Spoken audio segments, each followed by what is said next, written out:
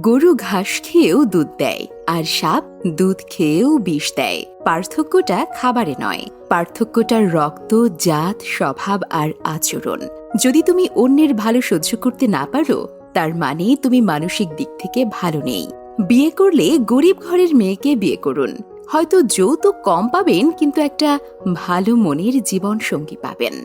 একটা কথা কি জানেন তো, অর্থ সংকটে থাকা মানুষগুলো যোগ্যতা থাকলেও সবার কাছে মূল্যহীন হয়। আপনি যখন বিপদে পড়বেন, দেখবেন রক্তের সম্পর্কের মানুষগুলোই সবার আগে দূরে সরে যাচ্ছে। যে মানুষটা মনের দিক থেকে অনেক ভালো হয়, তার কপালটা খারাপ হয়, কারণ তার সহজ সরল মনটা নিয়ে সবাই খেলা করে। অতিরিক্ত বিশ্বাস আর আস্থা একদিন মানুষকে খুব একা করে দেয়। হাতের রেখায় মানুষের ভাগ্য থাকে না, মানুষের ভাগ্য থাকে মানুষের কর্মে। তাই নিজের কর্মের উপর বিশ্বাস করো। একটা কথা কি জানো তো, মূল্যটা সবাই বোঝে, তবে মানুষটা হারিয়ে যাওয়ার পর। কারো কাছে নিজেকে প্রমাণ করে